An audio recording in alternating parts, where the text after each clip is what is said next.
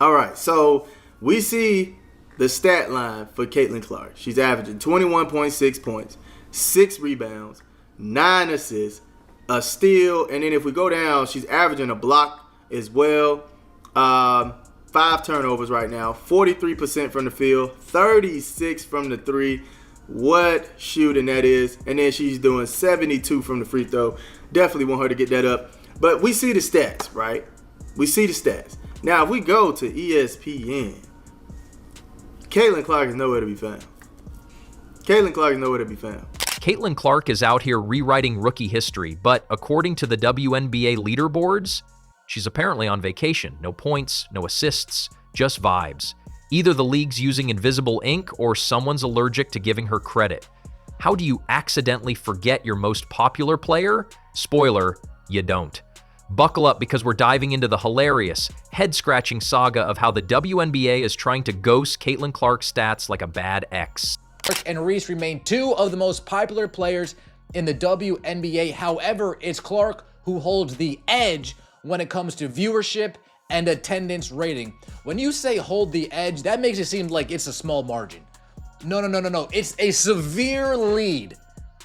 It is a significant gap between the two when it comes to viewership and attendance. Edge, not the best choice of words in this instance. Yet the Women's National Basketball Players Association, the union for current women's professional basketball players in the WNBA, recently decided against Clark. Shocker.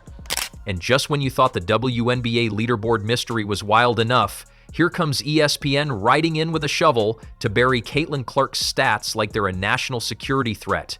You'd think the worldwide leader in sports could handle a few numbers, maybe even highlight the fact that the most talked about rookie in years is, dominating. But no, instead, they've pulled off the statistical equivalent of turning off the lights and pretending nobody's home when Caitlin's knocking on the door of greatness. I think she would be right in this area, number 2. And I get it, these players have played more games, cool. But fam, if that is the case, why is Caitlin Clark right here at 3 points made? Why is she right here at 3 points made? If that is the case, she would be completely off of the list, right? She would be gone, wiped off, if it was all about the games. Why is she right here? Right? This looks disingenuous, man. I'm just keeping it a grain. We know who has the most assists right now. You have Paige Beckers up here. We know who has more assists, who's averaging the most assists right now. And you have Paige Beckers right here. Come on, fam. Like, I'm just saying, man. This don't look disingenuous. Click around ESPN's site and it becomes a game of hide and seek. Only Caitlin's numbers are the ones hiding, and ESPN is pretending they're really bad at counting. Want to see league leaders in assists, scoring, efficiency? Good luck. Caitlin Clark's name is nowhere to be found unless you click on turnovers. Suddenly, boom, there she is, magically, like a genie trapped in the oops column. It's like ESPN said, oh, you want Clark? She's over there with the other troublemakers.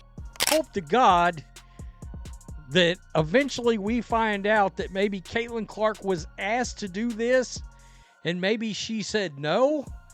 Because if that's not the case, then the WNBA and the Players Association, the WNBA PA, and the league, to be honest, continue to disrespect the far and away biggest draw that this women's hoops league's got that they've ever seen. Apparently her stats have been reassigned to the penalty box. Never mind that she's breaking records, elevating a franchise and dragging defenders around like they're toddlers on a leash. According to ESPN's math wizards, the only number worth tracking is how many times she's lost the ball. Not how many dimes she dishes out, not how many points she drops from another zip code. Nope, just the TOs. Jealousy and sheer incompetence are going to be the 3 main reasons why the WNBA never reaches the popularity, never reaches the shine that they think they deserve. Stubbornness, incompetence, and jealousy are going to be the reasons why Caitlin Clark remains at the mountaintop and nobody else ends up even being close to joining her up there, and it's all the WNBA, the players, the executives, Kathy Engelbert, it is all their fault. They're far too jealous, they're far too stubborn, and from a business sense, they are all far too incompetent. What am I talking about? That's the stat she earned the spotlight for. The gall. The spreadsheet pettiness. It's as if someone in the ESPN bunker typed Caitlin Clark into Excel, got overwhelmed, and just hit delete. What's really rich is that these people have graphics ready for every NFL player who sneezes near a touchdown. But Caitlin Clark, putting up double-doubles, lighting up sold-out arenas, and practically holding the WNBA's ratings on her back? Let's just quietly shuffle her into the background like she accidentally wandered into the wrong room. It's not that the data doesn't exist. The data does exist. You can find it. If you scroll, dig, cross-section, solve a riddle, and perform a blood ritual. But front and center, where most people look, Caitlin might as well be a hologram. Meanwhile, players with half the impact and a quarter of the fan base are listed like royalty. It's not just exclusion, it's selective memory dressed up in data filters. You can't help but laugh at how transparent it is. ESPN's got all the tools in the world. Live stats, AI-powered projections, split-screen analysis. But Caitlin Clark? Nah, her numbers got lost in the system. What system?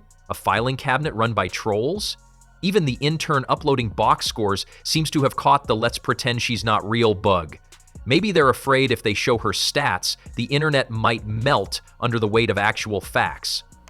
Come on, man. This doesn't make sense. This doesn't make sense right here, man. Angel Reese still top dogging in rebounds. And even with Jonquel missed games. She missed some games. And she's still on the list. What's going on? What's going on with this, man? Let me see, who else? Boston doing a good job. She's in the top 5. Oh, tied number 4. Okay, I see you. Boston doing a good job. Steals. We got Gabby Williams. Gabby's been going crazy. And the feed, Asia. And then they got Paige Beckers on there. Fam, let me see. I'm going to click complete leaders. Let me see if they don't have Caitlin anywhere, fam. And the irony? Her numbers do show up, just not where you'd expect. They appear if you're nosy enough to check the turnovers tab, which apparently is the only place ESPN believes Caitlin belongs. It's like hosting a talent show and assigning Beyonce to clean up duty because someone didn't like her glitter. Oh sure, they'll happily mention her in passing when it fits the narrative, but when it comes time to stack her next to her peers, suddenly they're all thumbs. At this point, it's less a statistical oversight and more a coordinated vanishing act. Not one magician, but a whole team of illusionists making her greatness disappear behind a curtain of indifference. Oops, we forgot her again. How many times does that excuse fly before it starts sounding like a plan? Let's talk about those turnovers for a second too, because if that's the only stat getting her name on the list, someone's clearly been waiting to use it. They've got the Clark turnover count tracker locked and loaded, like it's the smoking gun of why she doesn't belong, and yet, every rookie in the history of basketball turns the ball over. Ever hear of learning curves? Apparently not if you're Caitlin Clark. They frame her as some kind of chaotic ball handler, as if she's just chucking the ball out of bounds between logo threes. They gave the exact abuse that they're giving Caitlin Clark right now to Sabrina Ionescu. Like, let's be real, you can look. If you read what some of these things have said about Sabrina Ionescu before Caitlin Clark walked in the league, but now they have the new bully victim.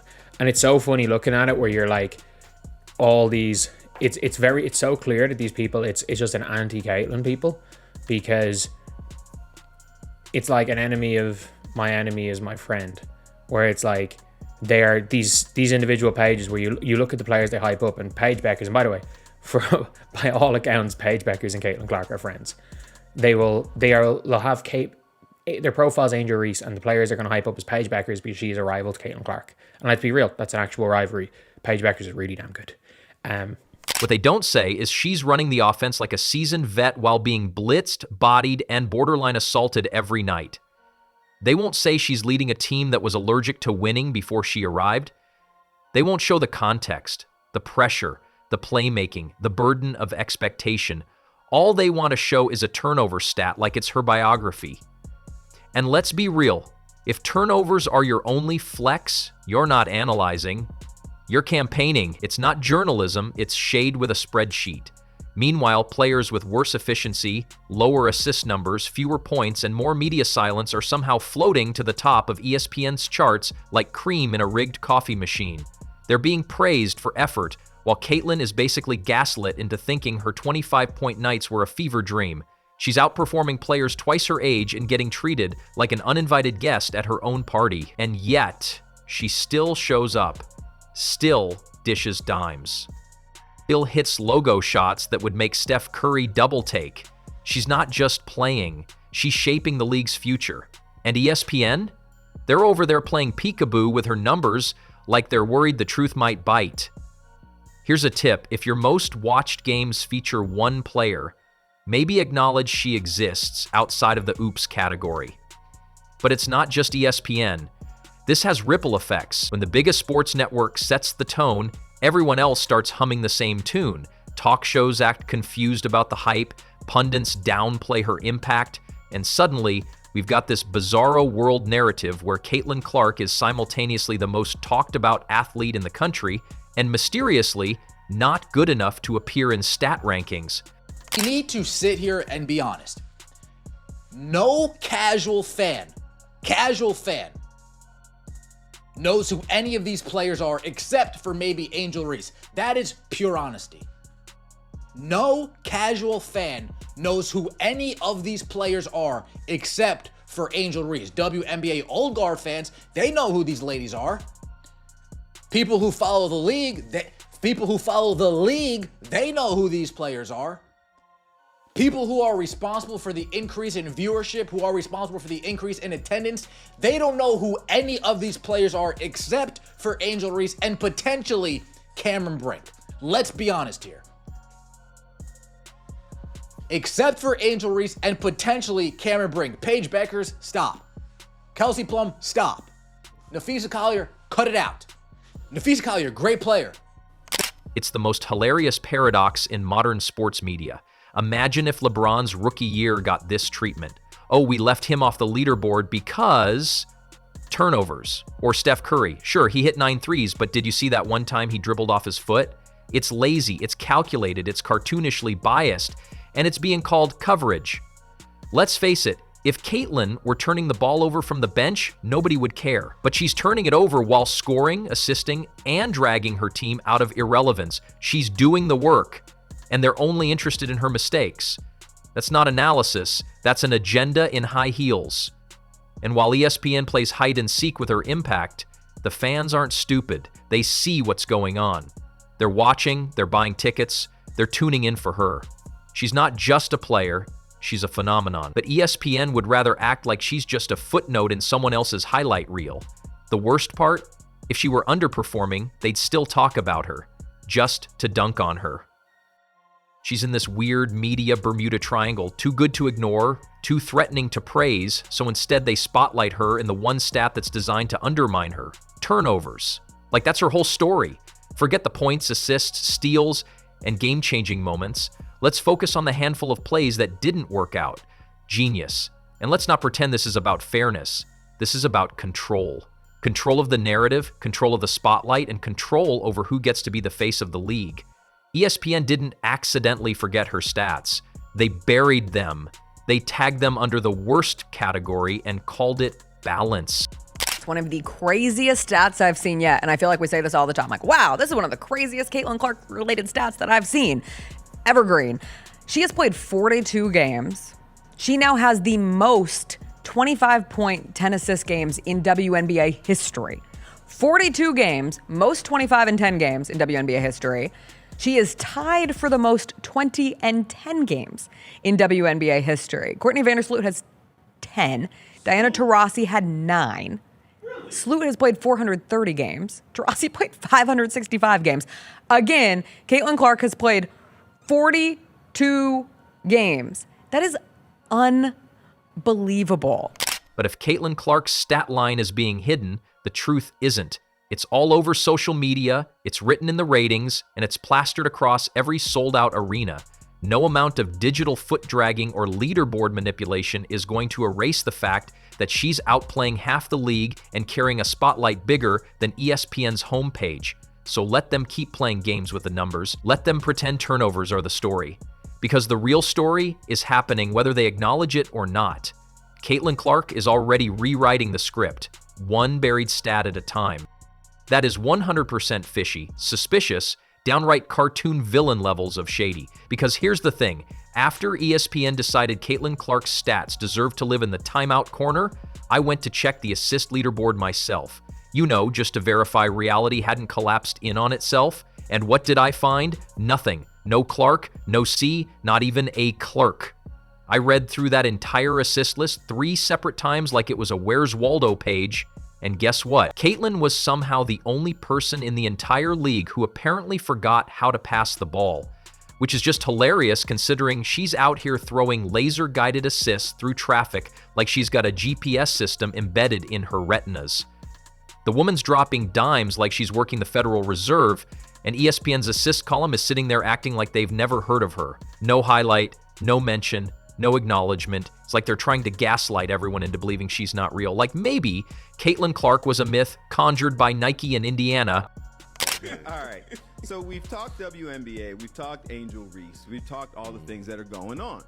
There's been this back and forth from all the WNBA players that the league is not just Caitlin Clark. Stop acting like the league is not just Caitlin Clark. There are other people who are doing things. So Caitlin Clark has been injured, so she hasn't been playing. Since Caitlin Clark went down, the WNBA ratings have dropped over 55%. Yikes. Across the board. Hey, guess what, guys? The league is Caitlin Clark. The league is Caitlin Clark. They're acting like she's not in the league or something, like she's just some summer intern with really nice sneakers who wandered onto the court and accidentally scored 30. Meanwhile, you've got players with fewer assists, less game impact, and a highlight reel consisting of one layup and a power walk, somehow living comfortably on that list like they're renting property. But Caitlin? Nope, she must have tripped over a media embargo and vanished. And the list itself wasn't even that long. I wasn't digging through ancient scrolls or combing through obscure European leagues. We're talking about a simple stat page on the biggest sports platform in America. The same site that can instantly tell you how many passing yards a third-string cornerback has in cold weather during away games. But Caitlin Clark's assist numbers? Sorry, unavailable. Probably caught in traffic. Check back after the league stops holding grudges. Let's not kid ourselves. This isn't just a case of, oops, forgot to update the website. This is a strategic blackout. It's almost as if someone at ESPN decided, you know what? She gets too much attention already. Let's just not. The word undeniable exists for a reason, and it applies to Caitlin Clark. She is just absolutely undeniable, and her return to the Indiana Fever showed it once again. It felt like a jolt of energy to the WNBA, obviously to the Indiana Fever, who looked like a completely different team, as Caitlin Clark put on a show that only she can in leading the team to a win over the New York Liberty, the first L for the Liberty on the season. Clark made those passes that are just gorgeous dimes. She hit the logo bombs, 3 of them in 38 seconds. The kind of things that just make you make incomprehensible noises, like, ah! Like you can't control it when you're watching it because As if giving credit where it's due would somehow cause the WNBA's fragile hierarchy to collapse into anarchy. Heaven forbid the rookie leading her team in playmaking actually gets recognized as a playmaker. Can't have that, wouldn't be proper. It's like watching a group project where one person does all the work, and then the rest of the team tries to vote them off the island for overshadowing the vibe. Caitlin's dragging a franchise into relevance, selling out arenas, raising viewership by the minute, and yet the assist column is acting like she's allergic to passing. Honestly, the mental gymnastics required to ignore her at this point deserve their own Olympic event. Simone Biles is somewhere taking notes. And this isn't just about one stat. This is part of the pattern. Every time Caitlin Clark does something incredible, which, to be fair, is roughly every 8.5 minutes, the mainstream sports machine looks for the one angle they can twist into a negative. She scores 30, let's talk about that one turnover. She breaks a record, well, someone set a screen for her. She leads the league in assists? No, she doesn't. Not if you squint hard enough and turn off your Wi-Fi. This isn't coverage, this is sabotage with a user interface. take a listen to what one Colin Cowherd had to say on Sunday after that special Saturday night performance. Let's take a look. Can we talk about the simmering cauldron that is women's basketball right now? No, not the Indiana Fever. I'm talking about the cauldron of executives in the WNBA. Since Caitlin Clark got injured, WNBA ratings have dropped 55%. That's not just the Fever's ratings. It's not just a local dip. That's league-wide. Now, to the suits in the league office, that may be a little eye-opening, but for the rest of us, nah, not really. We're in an attention economy, and Caitlin Clark is the currency. No American athlete right now, male or female, drives clicks, views, or conversation like she does. She's the rising tide. And let's not forget, the assist stat isn't subjective. It's not like most inspirational warm-up or best bench energy.